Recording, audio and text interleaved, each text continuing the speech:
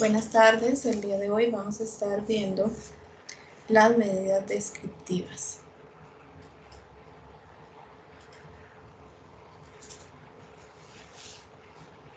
Dentro de las fiminas ustedes van a encontrar en la página 55, donde inicia las principales medidas de dispersión sobre las que vamos a trabajar en esta clase. Entonces, ahí vamos a ver que dispersión, variabilidad, variación son sinónimos. Entonces, cuando les hablamos de medidas de variabilidad, estamos hablando que son medidas de dispersión o variación entre los datos. Y eso es lo que vamos a ver. Teóricamente, las medidas de dispersión lo que hace es revisar cómo se encuentran distribuidos los datos respecto a una medida central. Es decir, qué tan lejos o cerca se encuentran los datos respecto a esa medida central. Y entonces, por eso vamos a ver varios tipos de medidas de dispersión y vamos a ver una de las principales que se llama la desviación estándar. Entonces, ¿cuál es la importancia? Lo que acabo de decirles. Vamos a ir a ver qué tanto varía mis datos respecto a esta línea central que está aquí. De hecho, ya nosotros, con los temas pasados, analizamos esta posición central. Realmente nosotros obtuvimos tres medidas de posición central principales. Una era la media, la otra es la mediana y otra es la moda. Entonces, basado en esas tres medidas de posición central, y vamos a ver que va a ser específicamente en una de ellas, que es la media o el promedio. Basados en el promedio, vamos a ver qué tan lejos o cerca se encuentran distribuidos los datos. Entonces, si nosotros hacemos que los datos sean muy cercanos al valor central, entonces vamos a tener una distribución como esta. La distribución, vean que es mucho más alta y menos variable en el eje X. Hay menos datos en el eje X. Por lo tanto, la mayoría de datos está cercano al centro y decimos que la variabilidad en este tipo de gráfico es baja. Gráficamente, revisando este otro, podemos observar que sí hay más medidas distribuidas alrededor del eje X. Mediante este histograma, entonces nos estamos dando cuenta que la variabilidad es mayor en este que en este. Es decir, los datos están más cercanos al centro y específicamente a la media en este gráfico que en este otro. Esta es una forma de que visualmente, con los gráficos que ya sabemos realizar, podamos observar si la distribución tiene una variabilidad alta o una variabilidad baja. De igual forma, en el gráfico siguiente, vemos que está distribuido alrededor del eje X los datos y por lo tanto podemos decir que también tiene una variabilidad alta. Y el último, vean que sería el que tiene la variabilidad mayor porque los datos están distribuidos todavía mucho más alrededor del centro. Entonces, decimos que de estos cuatro gráficos, el primer gráfico es el que tiene una menor variabilidad y el último es el que tiene una mayor variabilidad por la distribución que tienen sus datos alrededor del centro. Ahora bien, nosotros vamos a ver tres medidas importantes, realmente cuatro, tomando en cuenta el rango. Realmente el rango nosotros ya lo habíamos visto. Y ahorita que veamos la práctica, que desarrollemos la práctica en el aula, vamos a ver que efectivamente el rango lo habíamos analizado cuando hicimos la tabla de distribución de frecuencias. De hecho, yo les dije en ese momento Cuando iniciemos las medidas de dispersión o variabilidad se van a dar cuenta que el rango es una de ellas. No es la más precisa, pero nos da una idea de cómo se están comportando los datos. La siguiente que vamos a ver es la desviación estándar o desviación típica, que también se le llama, y la última es la varianza. Estas tres son medidas de dispersión absolutas y ya ustedes saben qué significa el término absoluto. Recuerden que es un término en donde se obtiene a partir de datos que simplemente sumo, resto o hago algún cálculo, como en este caso. Y no hacemos comparaciones, que es la diferencia con las medidas de dispersión relativas, que la única que vamos a ver es el coeficiente de variación. Entonces, la única medida de dispersión relativa que veremos, y es una de las más importantes, porque lo que hace el coeficiente de variación es ir a comparar. Compara el promedio y la desviación estándar. Entonces, lo que toma son medidas que ya se obtuvo en algún momento en el análisis estadístico y se analiza. Al final de cuentas, ¿qué obtengo con el coeficiente de variación? Voy a obtener o un porcentaje o una proporción. Y con ellos puedo hacer comparaciones. Y esa es una de las principales características del coeficiente de variación, que puedo comparar diferentes estudios, aunque mi unidad, lo que yo esté estudiando, sea distinto entre ellos. El coeficiente de variación me ayuda a que lo equipare a una misma unidad, que es un porcentaje o una proporción. Y podemos decir que a mayor coeficiente de variación, la variabilidad es mayor.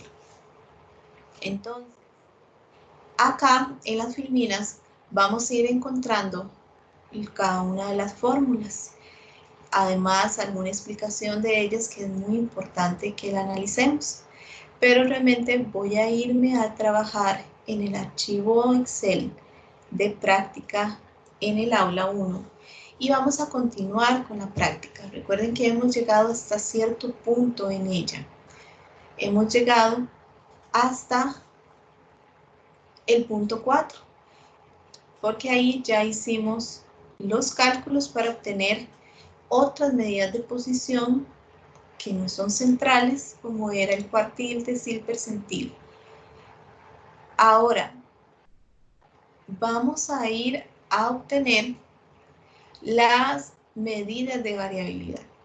Entonces, nos vamos a ir más abajo. Primero, recuerden que necesitamos ver cuál variable estamos analizando. Hemos analizado varias variables acá, específicamente saldos y años, dependiendo del ejercicio que estemos.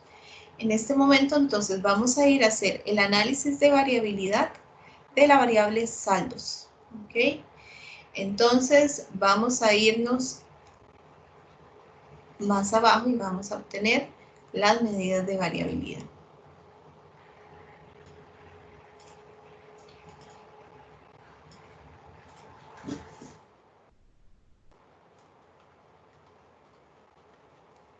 Y la primera medida de variabilidad que vamos a obtener es el rango.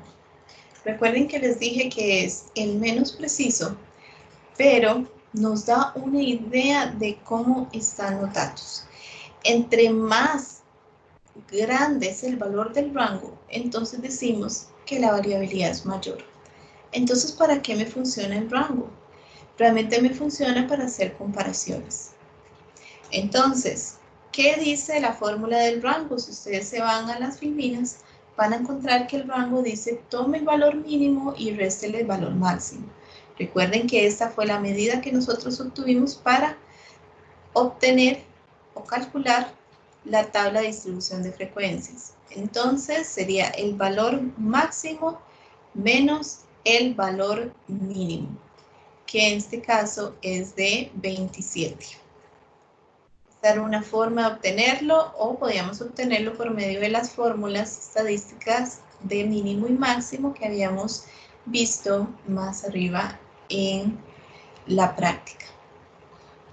Entonces, el rango es de 2530.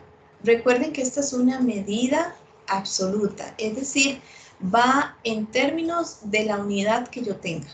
Recuerden que, como estamos analizando la variable saldos, esta variable saldo está dado en dólares.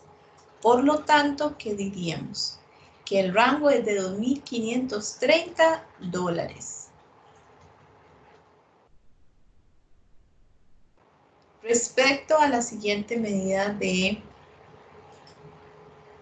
variabilidad, tenemos la desviación estándar. Y entonces, la desviación estándar la vamos a representar con una S si estamos hablando de una muestra. Recuerden que en este caso estamos hablando de una muestra de 120. Si no fuera una muestra y fuera el dato poblacional N grande, entonces la desviación estándar se representaría con otro símbolo, que es el sigma.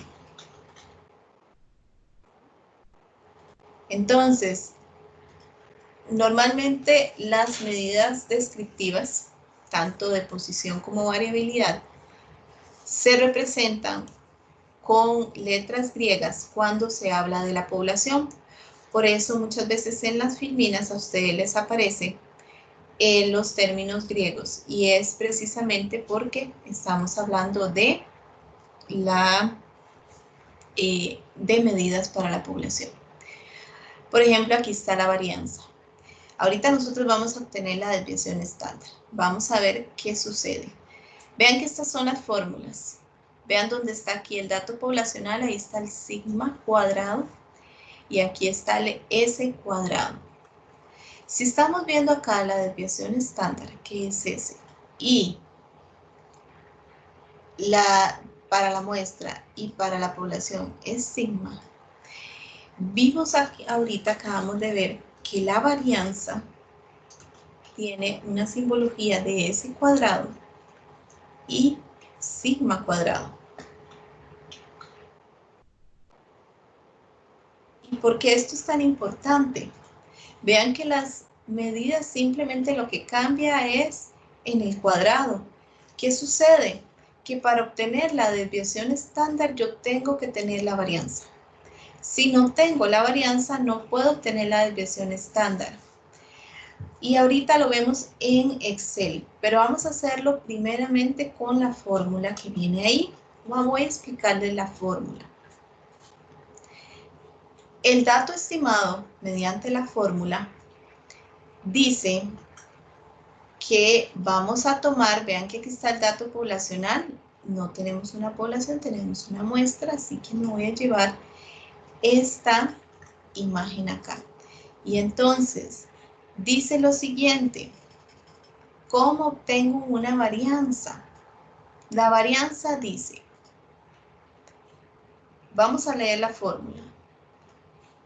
Primero voy a leerlo de aquí adentro. Dice, X sub I. ¿Quién es X sub I? X sub I es cada dato de mi base de datos. Es decir, el primer X sub I que yo tengo acá es 27. ¿Sí? Ese primer X sub I que tengo aquí, vean dónde está, 27. ¿Qué dice que haga con el 27? Vaya y réstele la media. El valor medio, recuerden que el X barra es el promedio de la muestra, porque estamos trabajando con esta muestra de 120. Entonces, el promedio de la muestra ya nosotros lo teníamos por acá, porque ya hemos obtenido las medidas de posición central. Y dice por acá que el promedio, aquí lo tenemos, es de 1387,38. Entonces, 27 menos 1387,38. Ese dato dice elévelo al cuadrado. Entonces, elevamos el dato al cuadrado. Y después, ¿qué hago con ese dato al cuadrado? Dice, súmelo. Y esta suma dice que va desde x, desde que y es igual a 1, desde el primer dato, el dato mínimo, hasta n, es decir, hasta el tamaño de la muestra. ¿Qué indica esto? Que debemos ir sumando, aquí voy a hacer unos cuantos. Debemos ir haciendo esta operación que acabamos de hacer para todos los datos. Entonces, el siguiente dato es 32, ¿ok? Entonces, 32 menos 1387,38 al cuadrado. Más. Aquí simplemente estoy mostrando cómo se haría la fórmula a pie de la varianza. Vamos con el siguiente dato. Dice que 116 menos 1387,38 al cuadrado.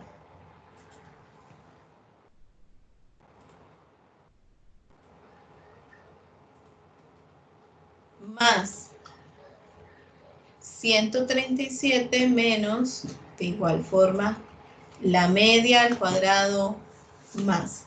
Es decir, yo aquí debo agregar todos los datos de mi base de datos.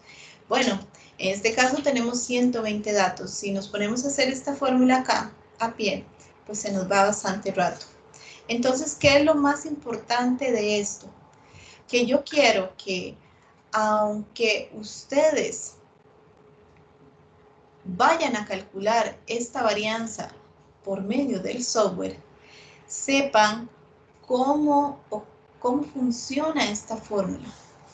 Que cuando la vean digan, ok, sí, yo entiendo que esto es cada dato, este es el promedio, y yo debo de ir haciendo esta operación para cada uno de los datos que yo tengo de mi base de datos. Si son 1000 datos, a esos 1000 datos hay que hacerles eso.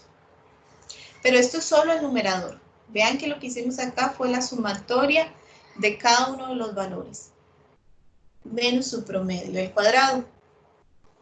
Ahora, dice que todo esto, la varianza nos dice, toda esa sumatoria que ustedes tuvieron en este numerador, vayan y divídanlo entre n menos 1. Entonces, acá lo que me seguiría es que todo esto, la representación, ¿verdad? Porque no lo hice todo, la representación de esa sumatoria debemos dividirla entre n menos 1. Y n sabemos que es 120 menos 1. ¿Ok? Y entonces, esta es la representación de la varianza. ¿Cómo se hace la fórmula a pie? Esta fórmula que tenemos aquí. Como nosotros no lo vamos a hacer a pie, vamos a tener bases de datos grandes, normalmente vamos a trabajar de esa forma, entonces no lo vamos a hacer por el método de la fórmula descriptiva, la fórmula estimada, sino vamos a hacerlo por el Excel. El Excel nos va a ayudar a obtener la varianza. Entonces, sabiendo que esa es la operación que debo realizar, voy y busco en Excel var. Hay varias. Recuerden que normalmente utilizo la que es compatible con el Excel 2007, pero realmente yo podría también utilizar la varianza var.s, es la varianza de una muestra, pero si yo tengo la varianza o necesito obtener la varianza de una población, utilizo el var.p. Entonces, en este caso vamos a usar el var o el var.s y ahí hace la distinción. Si yo necesitara utilizar en función compatible con Excel 2007 la de la población, entonces existe var.p acá. Todos estos que tienen la función de compatibilidad tienen un triángulo amarillo. Ok, entonces voy a usar el var.s, la versión más nueva, y voy a ir a revisar qué me pide. Me pide la base de datos. Me pide la base de datos de la variable que yo estoy analizando. Entonces voy a saldos y le doy toda la base de datos y enter. Y entonces la varianza es este valor bien grande que me acaba de dar aquí. 317.041,84. Primero que todo, sabemos que esto es una medida absoluta y por lo tanto son dólares. La varianza es de 317.041,84 dólares. Pero ahora sí está la interpretación. ¿Qué pasa con la interpretación? La interpretación de una varianza es muy difícil porque puede que este valor sea muy grande y eso no implica que la variabilidad sea alta. Entonces, ¿qué les recomiendo? No se queden con la varianza para interpretar la variabilidad. Debemos continuar con los cálculos de las otras medidas para que ustedes puedan saber si la variabilidad es alta o baja. Ese es el fin de estas medidas que estamos obteniendo.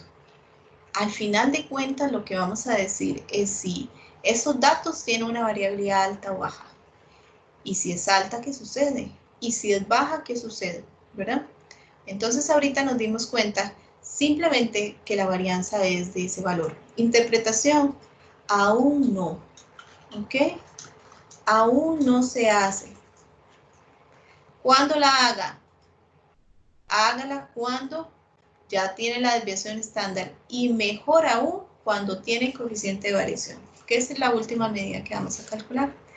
Pero recuerden que les dije que si trabajamos con fórmulas estimadas, debemos obtener primero la varianza para obtener la desviación estándar. Entonces, si seguimos este camino, para obtener la desviación estándar, vamos a obtener una fórmula o utilizar una fórmula que viene en las filminas. Y resulta que la desviación estándar es la raíz cuadrada de la varianza. Obtengo la raíz de la varianza y eso es la desviación estándar. ¿Ok? Recuerden que la desviación estándar es un valor también absoluto, entonces dice que la desviación estándar es de 563,06 dólares. Y vean que es muy diferente al valor de la varianza. La varianza tiene una característica, eleva todo al cuadrado. Entonces hace que este valor se infle. Pero el fin de esta varianza es la desviación estándar. Esta es una forma de obtener la desviación estándar, por medio de la raíz de la varianza. También hay otra forma, y por medio de esta forma no tendríamos que utilizar la varianza. Entonces, yo puedo buscar desbest y esta función desbest me devuelve el valor de la desviación estándar. Recuerden que pueden utilizar el de compatibilidad desbest, el que dice solamente desbest, o la versión más nueva que es desbest.m. De igual forma, existe la desviación estándar para la población y desviación estándar para la población con P.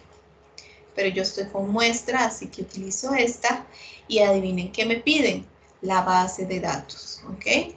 Entonces me voy a la base de datos y le digo que esta es la base de datos que quiero que obtenga la desviación estándar. Y me tiene que dar el mismo valor que el anterior. De igual forma son dólares. Y estas son las dos formas de obtener la desviación estándar. Ahora, ¿por qué hay dos fórmulas? ¿Por qué existe la desviación estándar de la muestra y la desviación estándar de la población? Y voy a ponerlas acá para que hagamos el comparativo. Vean que acabamos de usar el de la muestra. porque sabemos desde el inicio que yo les di una base de datos de una muestra. Vean dónde está el denominador. N-1 acabamos de calcular para obtener la varianza. Que no lo hicimos con la fórmula, recuerden, lo hicimos con el Excel, pero el Excel básicamente eso es lo que hace. Pero ¿qué pasa con la varianza de la población? Vean que el denominador ya no es N-1, el denominador es N poblacional. ¿Qué pasa? ¿Por qué en la primera, en la de la muestra, le restamos 1 y en la poblacional no? Bueno, porque acá en la muestra estamos utilizando un estimador. ¿Cuál estimador? La media. El valor de la media es un valor estimado por medio de una fórmula estadística. ¿Por qué decimos que es estimado? Porque no es toda la población. Recuerden que siempre existe un error cuando yo utilizo una muestra. Y ese error se va viendo reflejado en sus cálculos, en sus fórmulas. Entonces, ¿qué pasa si yo, para obtener un estimado de la varianza, que es este S cuadrado, utilizo otro estimado, que es la media? Bueno, resulta que yo tengo que ir restando grados de libertad a mi dato muestral. Precisamente es lo que estoy haciendo en el denominador. Estoy haciendo la resta de un grado de libertad que representa este promedio que está aquí. Esta explicación es básicamente para que entiendan por qué una muestra de una muestra, su varianza o su desviación estándar. Recuerden que las dos tienen la misma fórmula, nada más que una, que la desviación estándar, se le obtiene la raíz cuadrada. La fórmula es la misma. Entonces, ¿qué pasa acá? Aquí estoy restando un grado de libertad que representa este promedio que está aquí. Mientras, ¿qué pasa con el dato poblacional? Recuerden que cuando trabajamos con población no existe error de muestreo, porque estamos utilizando todos los datos. Por lo tanto, los parámetros que yo obtenga de esa población no tienen error. El parámetro que utilizamos para obtener la media es el mu que está aquí. Resulta que el mu es la forma de representar la media para una población. Y aquí tengo el n grande. Es decir, si esto se tratara de la población, sabemos que no debemos restar un grado de libertad, como pasó aquí, porque esto es un dato sin errores. Mientras que este que está aquí arriba es un dato con errores, con un error de muestreo. ¿Por qué? Porque es una muestra, mientras que esto es una población. La población no tiene errores. Por lo tanto, aquí no voy a restar ningún grado de libertad. Y es la diferencia entre estas dos fórmulas, que no nos ha pasado con las otras medidas de posición. Vean que en todas las medidas de posición nosotros trabajamos una sola, independientemente si estábamos trabajando con una muestra o una población. Como estuvimos trabajando el archivo de muestra, pues entonces se da por un hecho de que las fórmulas son solo para muestras, pero no. Resulta que también podría usarlos para las poblaciones, porque yo puedo describir datos de la población, yo puedo hacer análisis de datos de población, pero con la variabilidad sí tienen que tener cuidado porque son distintas. Por eso existen precisamente en Excel dos fórmulas para obtenerlas. Vean que nosotros utilizamos entonces para la desviación estándar la fórmula desves.m. No la desves.p, porque ¿qué hace la desves.p? Hace precisamente esto que está aquí. En lugar de dividir entre n-1, divide entre n, porque sabe que los datos que le estamos dando son poblacionales, es decir, no tienen error. Y por supuesto los resultados son distintos. Entonces quiero que les quede muy claro estas dos fórmulas a diferencia del resto de fórmulas que no tienen esta distinción, precisamente porque no hay mayor cambio entre ellos hasta acá. Respecto a la última medida de variabilidad que vamos a ver es la varianza. Vean que no interpreté la desviación estándar. Voy a interpretarla antes de pasar al coeficiente de variación. Entonces, ¿cuál es la interpretación de la desviación estándar? Yo les mencioné, y vamos a revisarlo acá, en las filminas.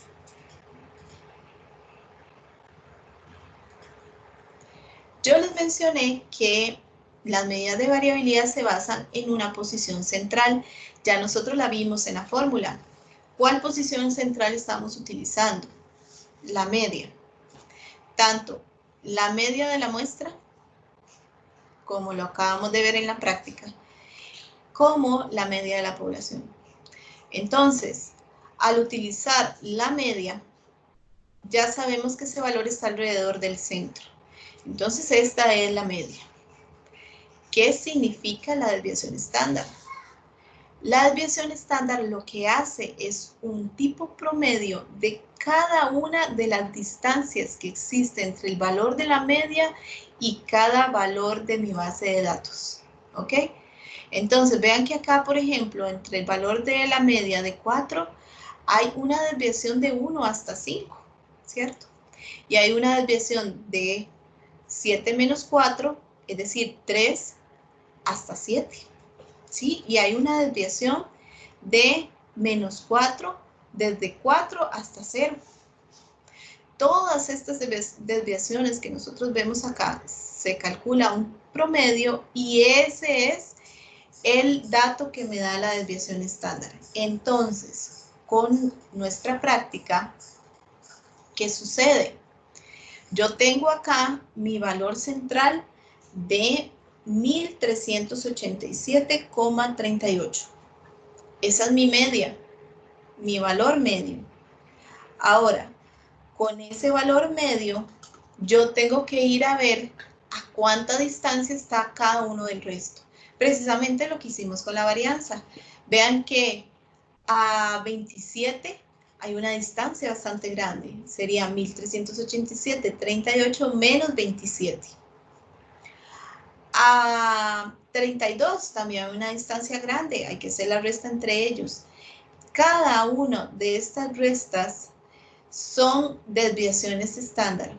Son desviaciones que existen entre la media y el valor. Vean que aquí puse las primeras, pues tenemos un montón. ¿Cuánto hay de distancia entre 1838 y 1387,38? Es decir, el valor de la media. Y así vamos con cada uno. Todos son un montón de distancias. Por eso la desviación estándar, entonces, al final nos dice una distancia promedio. Y precisamente eso es lo que voy a hacer o a colocar como interpretación. Entonces, la interpretación de la desviación estándar dice: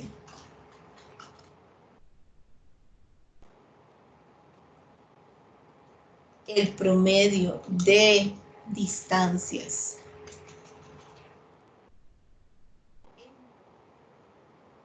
el valor de la media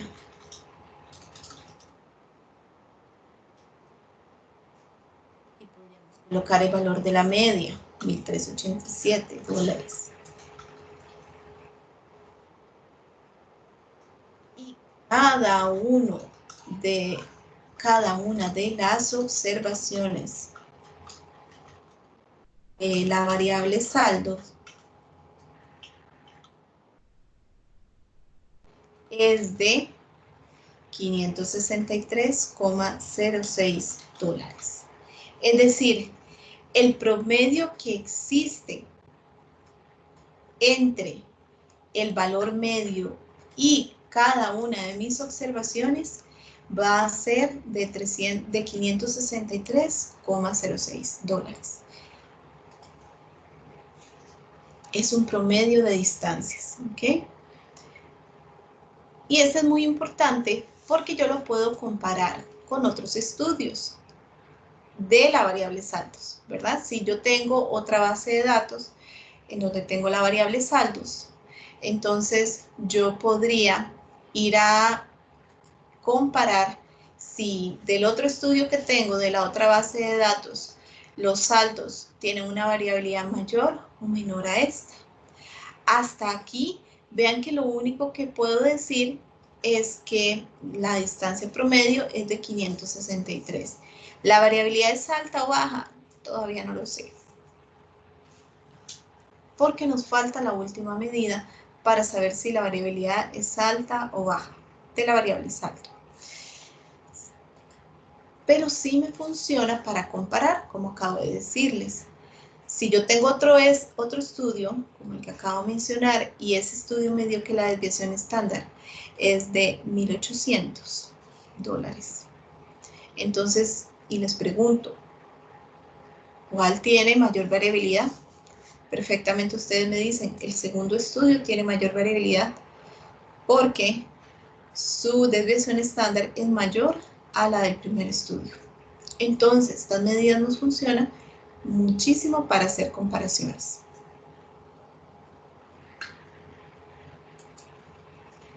Ahora, para saber si la variabilidad es alta o baja, voy a obtener la última medida, que es el coeficiente de variación. Nuevamente se representa con CV. Y normalmente yo doy los coeficientes de variación en términos de porcentajes, pero también pueden ser dados en términos de proporciones, porque básicamente la fórmula dice, vaya, haga una comparación entre cuánto le dio el valor de la desviación y cuánto le dio el valor de la media.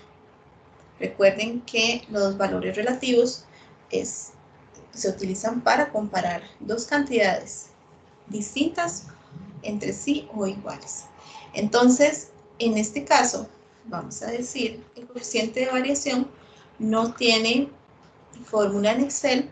Su fórmula es bastante sencilla, es un número relativo en donde toma la desviación estándar y la compara contra su promedio. Aquí lo tenemos. Entonces, acá, tanto para muestra como para población es la misma fórmula.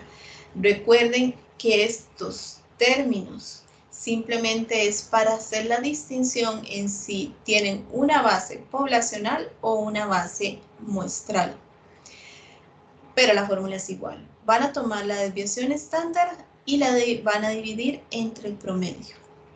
Entonces toman la desviación estándar, que es de 563,06, y la dividen entre el promedio que teníamos allá al frente, que era de 1,387,38.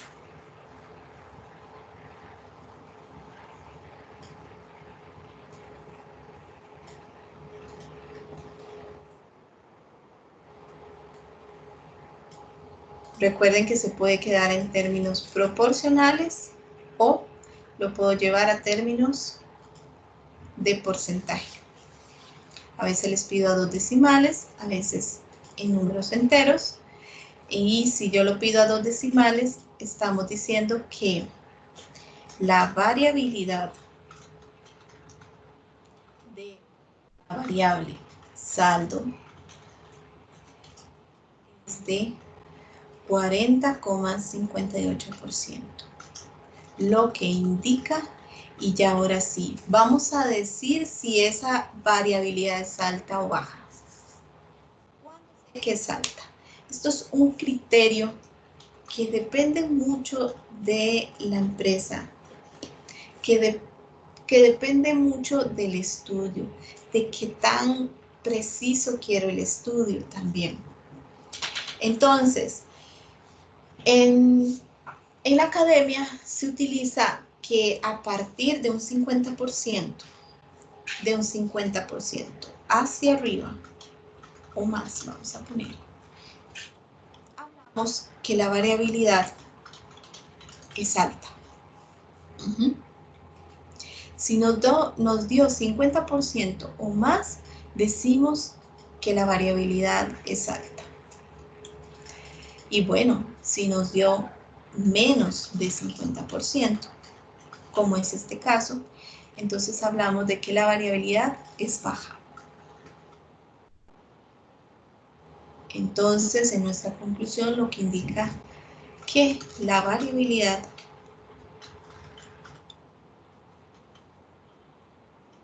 es baja. Este es el criterio que vamos a utilizar nosotros en nuestras clases. Pero es algo muy importante que ustedes lo tengan presente, porque a veces este criterio se hace todavía más pequeño. Y entonces hemos encontrado casos en donde más bien se quiere mayor precisión y si el estudio sube, su variabilidad mayor a un 30%, ya dice que es alta. Por las implicaciones que tiene esos datos en su estudio. O hemos encontrado también que suben un poquito del 50%. Pero para nuestro caso, vamos a decir que este va a ser nuestro criterio. ¿Ok? Y entonces, por eso, ya ahora sí, pudimos obtener la conclusión de nuestro estudio de variabilidad. Eso es precisamente lo que andamos buscando. Ahora, ¿qué pasa si la variabilidad es baja? Variabilidad baja. ¿Qué implicaciones tiene?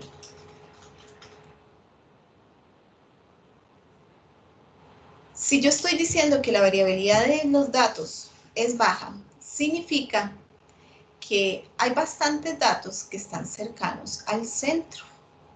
Vamos a verlo acá en nuestro gráfico, en nuestro histograma. ¿Ok? Nuestro histograma, acuérdense, como les enseñé en la filmina al inicio de la clase, acá nos da una idea de cómo se pueden estar comportando los datos. Entonces, acá vemos que los datos están sesgados y eso lo vamos a ver más adelante hacia la izquierda, es decir, hay como una cola aquí que tiende, la mayoría de datos están hacia el lado superior, pero vean que no tengo tantos datos acá dispersos, pero tampoco tengo tan poquitos. Por eso ese valor de 40% está cercano al 50%. Es decir, tenemos una variabilidad relativamente alta. Dijimos que es baja porque es inferior a un 50%, pero ya puede haber cierta alerta porque se nos está acercando a la variabilidad alta. Si la variabilidad es baja, ¿qué pasa con mi estudio? Me quedo tranquilo y digo, bueno, qué dicha. Los datos no están tan diferentes entre sí. Entonces, aunque tengo datos extremos, tengo datos muy pequeños y muy grandes, no hacen mayor diferencia y no me van a afectar mis resultados. Esas son las conclusiones si yo tengo variabilidad baja. Pero ¿qué pasa si yo tengo variabilidad alta? Las implicaciones son otras. Entonces, variabilidad baja, implicaciones, no hay problema en los análisis que se realicen de los datos. No estoy teniendo problemas. Es decir, no voy a tener errores serios porque los datos no están bien. ¿Ok? No hay errores.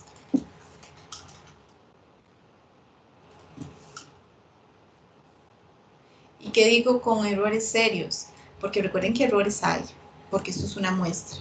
Siempre va a estar el error de muestreo, pero ya lo sabemos. Ahora es otros errores que pueden suceder si mis datos no están bien agrupados. Y ahorita vamos a ver qué es eso de bien agrupados.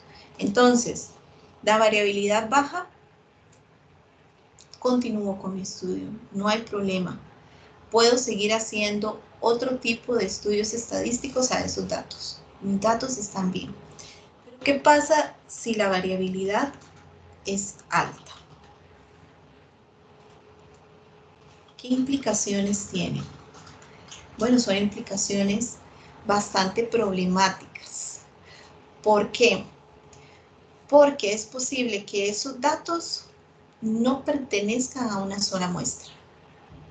Eso es una posible hipótesis de lo que está pasando si la variabilidad es alta. ¿Qué sucede con esto?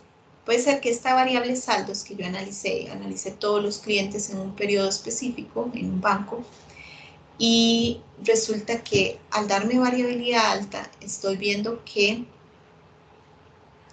debería o debí haber hecho una segregación diferente de los clientes y haber tomado muestras estratificadas. ¿Recuerden los tipos de muestreo? Bueno, uno de los muestreos lo que hace es separar el dato de la muestra en diferentes partes, precisamente porque cada parte tiene características distintas.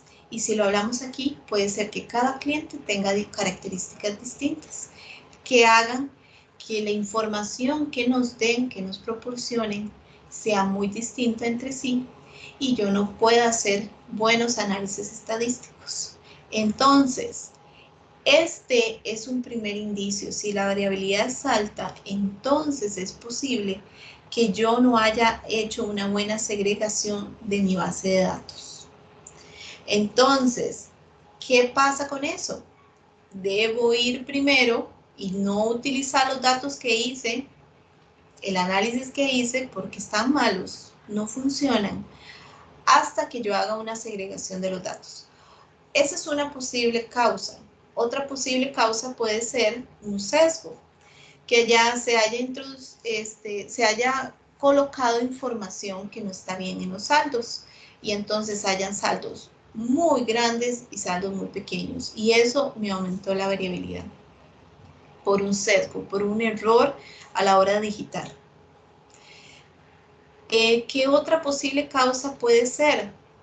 Puede ser que haya omitido algún dato y entonces las casillas, hay algunas casillas que estén en 0 y eso al obtener la variabilidad lo toma como 0 y por lo tanto ese valor me puede incurrir en problemas de variabilidad. Y son simplemente porque los datos no se analizaron o no se revisaron bien. Recuerden lo que les dije desde el inicio, la información que se introduce en una base de datos debe ser muy buena para que el análisis que hagan sobre esa información no dé errores, no tenga problemas. Entonces ustedes me dicen, bueno, ya nosotros hicimos un montón de análisis. ¿Ahora qué? Llegamos a la variabilidad y resulta que no funciona. ¿Cuál es mi recomendación? Aunque seguimos este camino, que son diferentes técnicas para que ustedes vayan aprendiéndolas, realmente cuando ustedes hagan un estudio estadístico es muy importante que hagan el análisis de variabilidad de primero. Hay otra técnica que vamos a ver en la siguiente clase que deben de analizar de primero, luego la variabilidad y por último, ahora sí, sabiendo que tengo una variabilidad baja, empiezo con el estudio. Pero si yo no me aseguro de esta variabilidad, lo mejor es no iniciarlo hasta que yo sepa que la variabilidad es baja. Es decir, ¿qué voy a esperar yo de todo estudio? Que la variabilidad sea baja. Si la variabilidad es alta, hay problemas. Y estos problemas indican que no debe utilizar los datos así como están hasta que revise qué es lo que está sucediendo con los datos. Si es alguna de las causas que acabo de decirles, en el libro también les van a decir otras. Estas implicaciones son muy serias, es decir, yo no puedo continuar mi estudio si mi variabilidad dio alta. Entonces, el hecho de cerrar el criterio acá, por supuesto que me trae implicaciones, porque si nosotros hubiéramos cerrado el criterio a un 30%, nos damos cuenta que estos datos tienen una variabilidad alta. Si este banco decide hacer un análisis y tiene como parámetro 30% de su coeficiente de variación, la variabilidad es alta, Entonces no funcionan estos datos. De repente tendríamos que hacer lo que acabamos de decir, de hacer una segregación de la base de datos, estratificarla, de manera de que no nos suceda esto. Pero bueno, con nuestro criterio esto no sucede y vamos a obtener variabilidades bajas. ¿Qué pasa si ustedes en una prueba hacen el análisis, como les dije, primero tomando en cuenta la información de la próxima semana, que se llaman valores atípicos, luego desviación estándar, y ustedes ven que de igual forma la variabilidad es alta? Entonces no deben continuar con el estudio descriptivo y podrían dar alternativas para poder hacer la segregación. Ustedes no vieron la parte de muestreo aplicado, por lo tanto por el momento no podrían estratificar una base de datos, pero sí sepan, porque eso se ve en estadística 2, de que deben hacer esa segregación, y con esa segregación es muy posible que ya vayan a obtener información buena de acuerdo a los criterios de la estratificación que hicieron. Entonces, con esto tenemos para la parte de variabilidad. Estudien los temas tanto en las filminas como en el libro, tiene información muy importante para sus evaluaciones.